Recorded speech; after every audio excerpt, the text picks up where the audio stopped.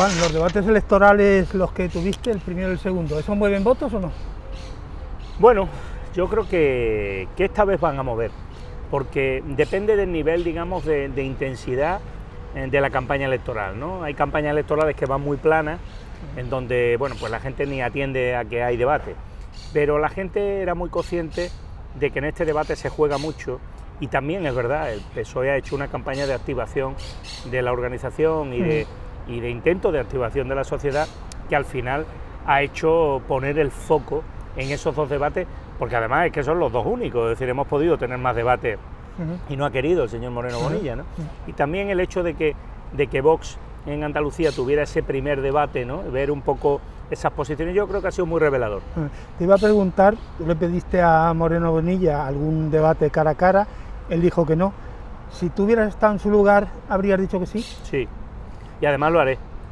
Te iba a preguntar, ¿y si fueras presidente en esa situación también admitirías un cara a cara con líderes de la oposición? Es que creo que esa es, digamos, de alguna manera la coherencia por la que luego la gente te apoya, ¿no? Es decir, si yo ahora estoy pidiendo ese debate, ese cara a cara, y luego cuando sea presidente no lo doy, pues va a decir la gente, este no tiene palabra, ¿no? Entonces yo creo que, mira, aquí hay algo que no ha hecho el señor Moreno Bonilla, y es el primer problema que tenemos en estas elecciones. No ha habido un balance de gestión. Y las políticas públicas hay que evaluarlas. El señor Moreno Bonilla no hace balance de gestión porque si hablamos de carreteras, ¿de qué habla el señor Moreno Bonilla en estos 3 años y medio? Si hablamos de infraestructuras del agua, ¿de qué habla el señor Moreno Bonilla? Si nos ponemos o nos enzarzamos con la sanidad o con la educación, entonces, esto es así. Quien no quiere hacer un cara a cara a veces es porque teme a enfrentarse a su propia gestión. Oye, y esto vale para todos los que no hayan aceptado cara a cara, ¿eh? Y sé que ha habido compañeros míos que tampoco lo aceptaron, ¿no?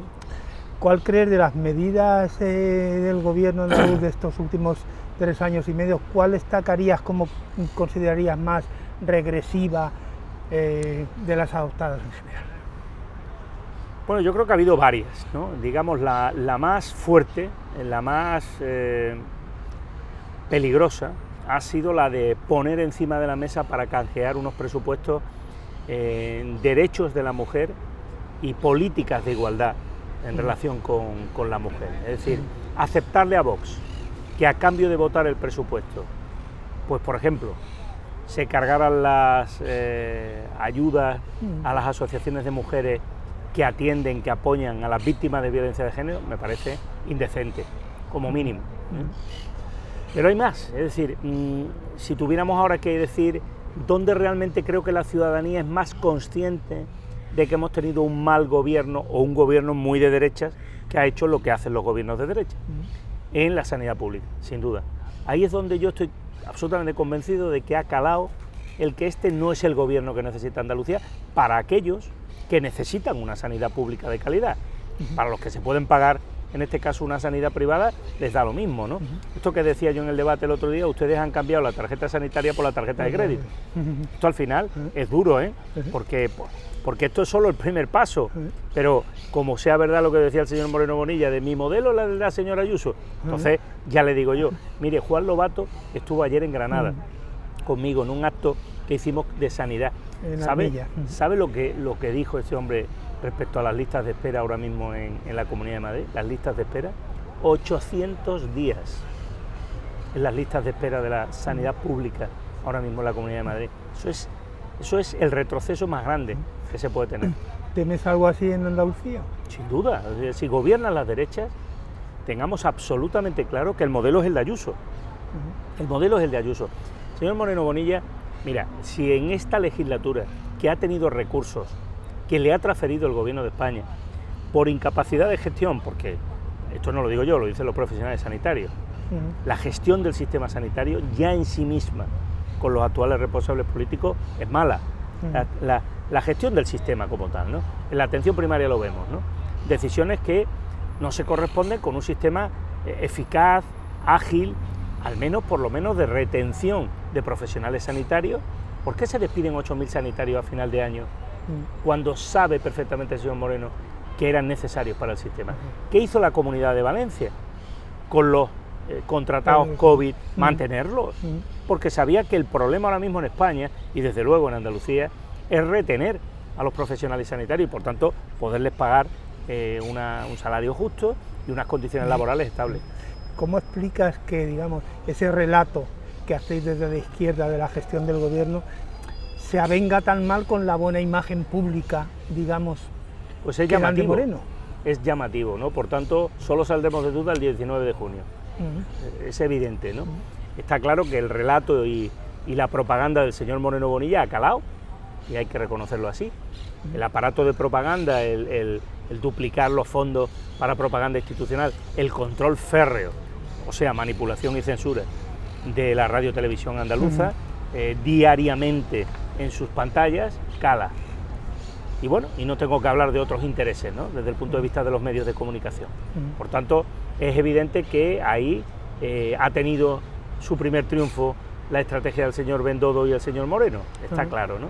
A partir de ahí, probablemente también nosotros, la oposición, pues creo que no hemos estado especialmente finos a la hora de no dejarnos ocupar los espacios para desenmascarar lo que estaba ocurriendo en el sistema mucho antes, ¿no?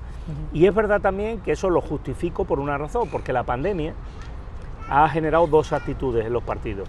La de los partidos de izquierda, que ha sido una postura leal, digamos, y podemos decir colaborativa, es decir, de oposición de baja intensidad, en aras de que la gente lo estaba pasando muy mal, que se estaba muriendo la gente y que las incertidumbres eran de todo tipo, y en cambio la derecha no ha tenido ningún pudor en que, aún en pandemia, bueno, pues había que desgastar al gobierno de España y había que apuntarse el mérito de muchas decisiones de la gestión sanitaria. Es llamativo que cuando se habla de la sanidad, la gente valore positivamente al señor Moreno cosas que ha hecho el gobierno de España. Esto lo he visto en encuestas. Entonces, esto es llamativo, es decir, claramente el engaño ha calado. Es decir, señor Moreno, yo pienso que esta legislatura ha engañado a los andaluces apuntándose como mérito propio cuestiones en las que él no ha hecho absolutamente nada. El empleo, una de ellas. Ni una sola decisión del Consejo de Gobierno podemos vincularla a la mejora del empleo, por cierto, de estos 2-3 últimos meses. Porque hasta el mes de marzo usted sabe perfectamente que no había un desempleado menos que cuando el señor Moreno fue presidente. ¿El partido está activado? ¿La gente, los de abajo, los de arriba, los de en medio? Absolutamente. Señor Moreno y su encubierto pacto con Vox nos dio la clave de la movilización. Yo creo que el planteamiento que yo le hice al principio, ¿no?, incluso invitándolo a ir al notario, yo pensaba que como el Partido Popular lo de los notarios en todas las convocatorias electorales le gustaba mucho, y dije, hombre, pues lo mismo le suena bien, ¿no? Yo lo que buscaba en definitiva era desenmascararlo, ¿no? Y el otro día en el debate quedó claro. La señora Olona le hace el ofrecimiento y él no lo niega. La respuesta es clara. Si necesita un voto de Vox, va a pactar y va a gobernar con Vox. Y eso es lo que tiene que tener claro el electorado. Eso es lo que tiene que tener claro el electorado. Es decir, esta apelación que él hizo a yo lo que quiero es un pacto con los andaluces. Entonces, eso son milongas. Los andaluces votan lo que voten. Y una vez que haya unos resultados, lo que usted tiene que contestar es sí con esos resultados y la necesidad de pactar con Vox, como pasó en Castilla y León, usted lo introduciría en el gobierno. O sea, que en definitiva lo que haría sería continuidad de lo que ya hizo, solo que entonces pactó un acuerdo para ser presidente y poder aprobar presupuestos, y ahora, claro, Vox pide más. Pide estar en el gobierno o no hay pacto en nada. Esta es la realidad. Ante eso, yo subrayo, ante eso no nos dejemos engañar por el señor Moreno, no nos dejemos engañar. El señor Moreno no viene, en este caso, a recibir votos para hacer política de progreso, política progresista, viene para hacer política de derechas. Por tanto, una persona de izquierda solo puede votar a la izquierda, porque tiene opciones en la izquierda y desde luego en el Partido Socialista. ¿Tú no tienes dudas de que la posición de Vox estaba clara? ¿Tú no tienes dudas de que Moreno meterá a Vox en el gobierno si necesita 5, 10, 15 diputados? Ninguna duda, absolutamente ninguna duda. Y lo digo claro, si un votante de izquierda cree que votando al señor Moreno para a Vox va a cometer el mayor error de su vida. Es un auténtico engaño, es un timo. ¿Las encuestas se van a equivocar entonces? Sí. se van a equivocar y van a hacer que el 19 de junio haya que repensarse muy bien si las encuestas realmente miden como para ser capaz de decir cuál va a ser el resultado final de unas elecciones, cuando hay niveles, en este caso porcentajes de indecisos altos, cuando hay circunstancias sociológicas o políticas en algunos territorios que pueden, como ya ha ocurrido en otras ocasiones, generar voto oculto. Y en definitiva, cuando también hay un proceso de reflexión en una campaña electoral, si se consigue la intensidad que estamos intentando conseguir en esta, en la que hasta el último momento la decisión está en el aire. Yo tengo una cosa clara: si la gente de izquierda de manera masiva va a votar y vota a la izquierda, no hay gobierno, ni del PP ni de Vox. Esto es lo que tiene que pensar una persona de izquierda, que vote al PSOE, pero si no vota al PSOE y vota a otro partido de izquierda, bienvenido sea. Lo que no puede pasar es que un votante de izquierda se quede en su casa o vote al señor Moreno, por Dios. Es decir, o se deja engañar o se queda en casa, lo cual, visto lo visto, a mí me parece que no es una posición responsable en este momento. ¿Tú ves intencionalidad política en tanta profusión de encuestas o no? No, sin duda. Es decir, yo no voy a discutir, en este caso, o de centros como el CIS, o de, bueno, pues algunas empresas de encuestas que tienen, digamos, una tradición o una solera, ¿no? Pero esta proliferación de encuestas, o por ejemplo, la fábrica de encuestas del señor Bendodo, como usted comprenderá, tienen una estrategia clara de orientación de voto desde hace meses, ¿no? Pero insisto, yo ya sobre eso me da igual, no hablo. Es decir, acepto que nos han derrotado con las encuestas, pero con eso han conseguido activar a la militancia, que la militancia a su vez active a la sociedad, y que, si me equivoco, lo veremos el 19 de junio, que no haya un votante de izquierdas que de verdad no se autopregunte: oye, yo esta vez puedo callarme, puedo quedarme en casa, puedo no ir a votar, porque insisto, lo de la posibilidad de un votante de izquierda votando al señor Moreno es que es el engaño más absoluto, y nadie, creo, que conscientemente se deje ser engañado. ¿El Partido Socialista haría todo lo que fuera necesario hacer para evitar la entrada de Vox en el gobierno? El Partido Socialista va a analizar exactamente cuál es el voto de los andaluces el 19 de junio. ¿Se queda abierto entonces eso? No, el 19 de junio, si, como yo pienso, el señor Moreno Bonilla de nuevo lo primero que va a hacer es llamar a la señora Olona para sentarse con ella, como usted comprenderá y como hizo en Castilla y León, con el PSOE que no cuente. Esta es la realidad. Y la pregunta es al contrario, y la he dicho muchas veces, pero ahora la repito, que estamos a 48 horas. La pregunta es: ¿el señor Moreno Bonilla, si la militancia y el electorado de izquierda consigue esa movilización y hay lo que espero en las urnas, y consigue un voto más que el Partido Popular, el PSOE, un voto más que el Partido Popular, por tanto pulverizando esas encuestas, estaría dispuesto a dejar gobernar al PSOE o inmediatamente iría corriendo, como hizo en el 18, a buscar el voto de Vox para ser presidente del gobierno? Esa es la auténtica pregunta y ese es el verdadero engaño al que está sometiendo el señor Moreno a los andaluces. Por cierto, Juan, y al revés, si Moreno queda primero, si llama a tu puerta, esa puerta se abre por lo menos, ¿o no? Es que ya se lo dije en su momento, es que yo hablé en su momento y dije: vayamos al notario, firme usted que en ningún caso pactaría con Vox. No lo ha hecho, por tanto se presenta dopado a las elecciones. Él se presenta pidiendo el voto a izquierda o a derecha. ¿En qué quedamos? A los andaluces hay que decirle: ¿usted a qué viene aquí? Vamos a ver, si pensaba gobernar solo, si su único objetivo es gobernar solo, como ha dicho ante la Cámara, ¿por qué no le dijo que no a la señora Olona? Es que ¿por qué se deja esa puerta abierta? Se deja esa puerta abierta porque lo haría y lo volvería a hacer como lo hizo en diciembre del 18, y ante eso yo solo puedo decirle: no habrá abstención del PSOE, porque no pueden ir los andaluces engañados a esas elecciones, no pueden ir, porque es que se quedarían en casa. Entonces sí le daría yo razones para que se quedaran en casa. Yo, ¿cómo voy a aceptar el esquema mental en el que nos quiere introducir el señor Moreno, el señor Bendodo, las encuestas que inducen opinión? ¿Cómo voy yo a aceptar ese esquema cuando yo lo que estoy intentando es parar al señor Moreno, que es mi único adversario político? Yo no tengo otro en Andalucía. El adversario del PSOE es el PP. El PP es el señor Moreno y el PP es la derecha de Andalucía de toda la vida. ¿Firmabas 40 diputados?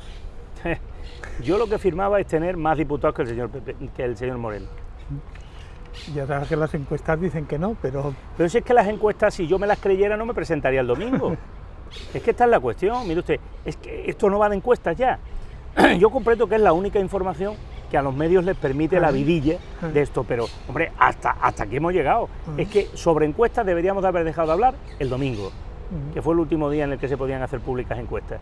Dejemos a los andaluces esta semana pensar y reflexionar sin orientarles, hombre, que vamos a estar hasta el mismo día de reflexión, y por supuesto también la televisión pública andaluza el día de reflexión, recordando y repasando qué decían las encuestas. A la gente no se le puede machacar tantas veces diciéndole que esto está hecho. La gente tiene derecho a votar en libertad y a decidir lo que le dé la gana, sin tanta orientación de voto.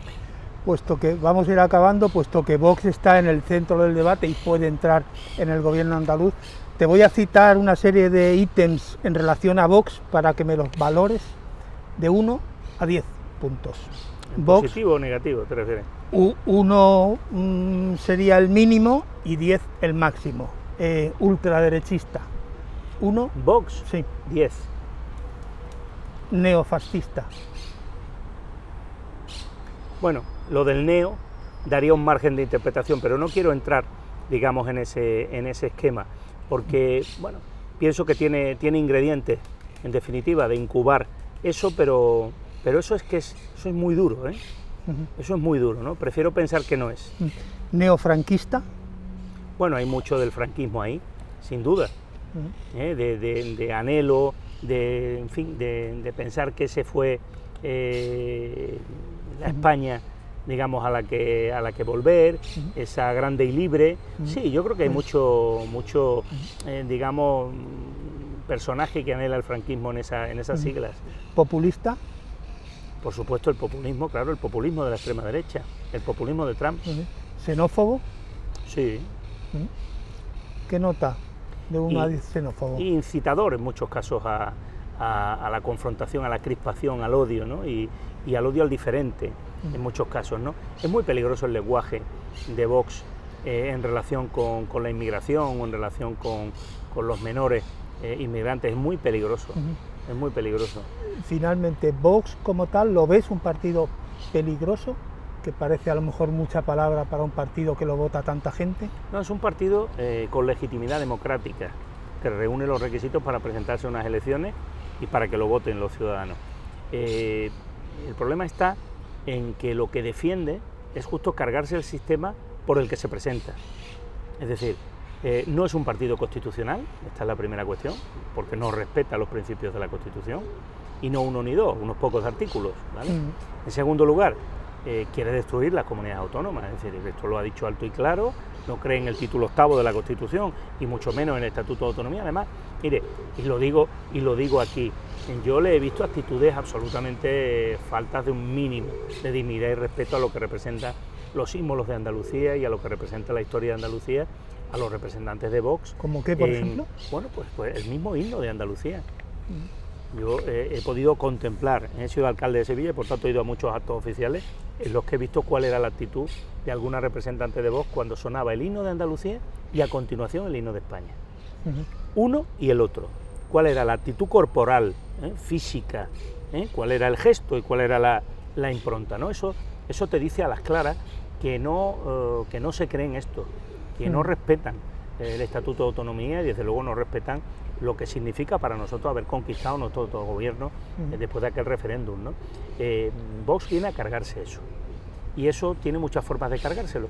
Claro, coincide con el PP en los elementos relativos a los servicios públicos, a la sanidad pública y a la educación pública o a la dependencia, y en otros es, digamos, todavía más fuerte, ¿no? Que es lo de considerar chiringuitos a todo lo que significa la estructura y el tejido asociativo que apoya causas justas que la sociedad no ha resuelto todavía y en las que la administración no es capaz de llegar hasta los últimos rincones. Me refiero, por ejemplo, a las asociaciones de mujeres o, por ejemplo, a cuestiones estructurales. Por eso también digo que está al margen de la Constitución. Es decir, alguien que plantea en Castilla y León sencillamente que sindicatos y empresarios pues son prescindibles, porque lo del diálogo social es una milonga, es la cultura del ordeno y mando y el anhelo de un régimen del que venimos que lógicamente no tenía ni necesitaba interlocución con nadie para imponer las normas, ¿no? Muy bien, Muchas gracias a ti y suerte.